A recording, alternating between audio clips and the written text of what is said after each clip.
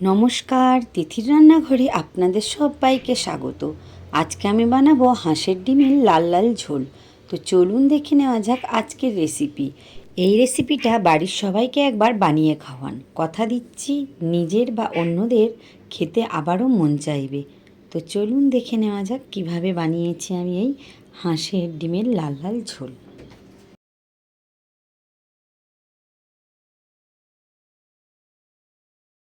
এখানে আমি 5টা হাঁসের ডিম ভালো করে ধুয়ে নিয়েছি। এগুলোকে আমি সিদ্ধ বসিয়ে দেব। এদিকে নিয়ে নিয়েছি একটা বড় সাইজের পেঁয়াজ, মিডিয়াম সাইজের টমেটো আর ওই 1.5 ইঞ্চি আদা কুচে নিয়েছি। এখানে নিয়েছি 5টা মিডিয়াম সাইজের আলু, যেগুলোকে ভালো করে ছাড়িয়ে 2 টুকরো করে নিয়েছি। এখানে নিয়েছি 10-12টা রসুনের কোয়া। এখানে নিয়েছি 2টো এলাচ, 2 টুকরো দারচিনি আর 3টে লবঙ্গ, আর একটা নিয়েছি শুকনো লঙ্কা। এগুলো আমি ফোড়নের জন্য নিয়েছি। আর নিয়েছি একটা তেজপাতা। এবার এখানে নিয়েছি 1/2 চামচের একটু কম চালমগজ, 1/2 চামচ জিরে আর 1/4 চামচ গোলমরিচ আর একটা জয়িত্রী। এগুলোকে আমি আদার সাথে দিয়ে মিহি পেস্ট বানিয়ে নেব। একটা মিক্সিং জারে এগুলো দিয়ে দিলাম।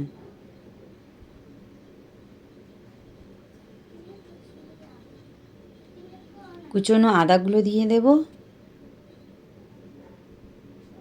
দিয়ে মিহি পেস্ট বানিয়ে নেব। এবারে রসুনগুলো আমি একটা গ্রেটারে গ্রেট করে নেব।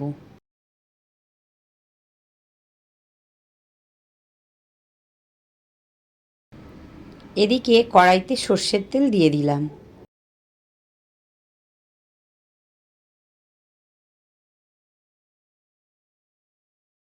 আলুগুলো ভালো করে লাল লাল করে ভেজে নেব। দিয়ে দিলাম অল্প একটু হলুদ গুঁড়ো। এবার আলুটা এদিকে ভাজা হতে থাক, ওদিকে আমি ডিমগুলো ভালো করে ছাড়িয়ে নিই। ডিমগুলো সিদ্ধ করা হয়ে গেছে, এবার আমি এগুলোকে ছাড়িয়ে নেব।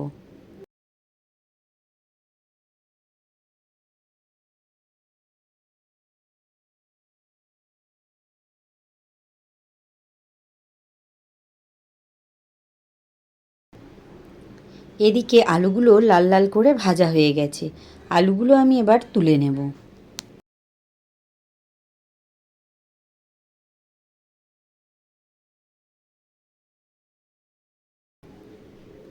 এবার আমি ওই তেলের মধ্যে ডিমগুলোকে ভেজে নেব। তার আগে ডিমগুলোকে আমি একটু কাট করে নেব ছুরি দিয়ে।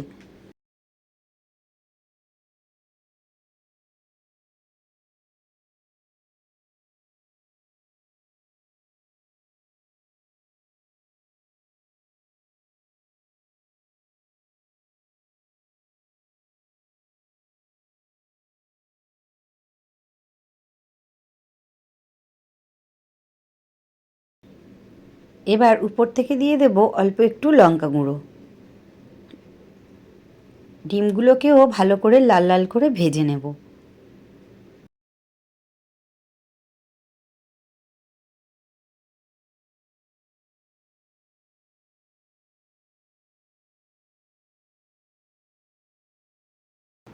ভাজা হয়ে গেছে, সবগুলো এবার তুলে নেব।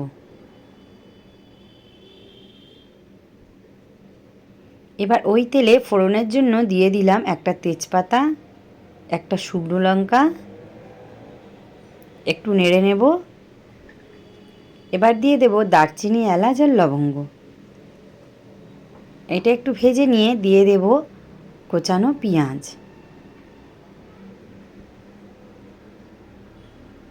পেঁয়াজটাকে একটু ভাজা ভাজা করে নেব।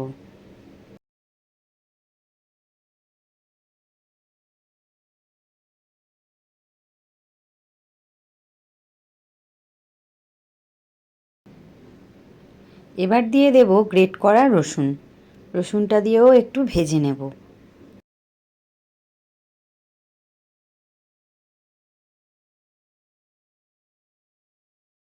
দিয়ে দেব টমেটো। টমেটোগুলো একটু গলে এলে দিয়ে দেব পরিমাণ মতো নুন। দিয়ে দিলাম পেস্ট। দিয়ে দেব 1 চামচ হলুদ গুঁড়ো আর 1 চামচ লঙ্কা গুঁড়ো। দিয়ে দেব কাশ্মীরি চিলি পাউডার 1/2 চামচ।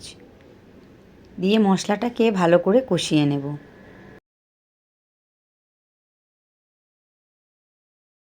এবারে ভেজে রাখা আলুগুলো দিয়ে দেব। মশলা থেকে তেল ছেড়ে দিয়েছে। আবারও আলুর সাথে মশলাটাকে ভালো করে কষে নেব।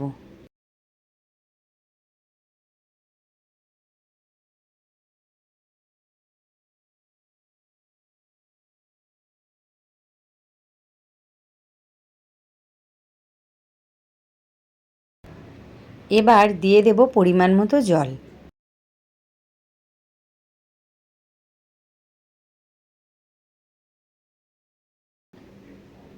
যেহেতু আলুগুলো একটু বড় তাই একটু বেশি জল এখানে লেগেছে।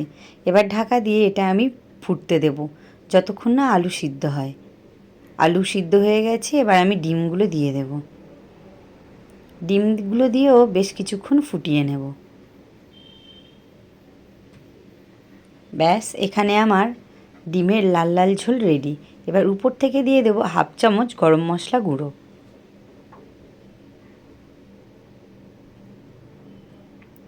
এবার আমি এটা নামিয়ে নেব।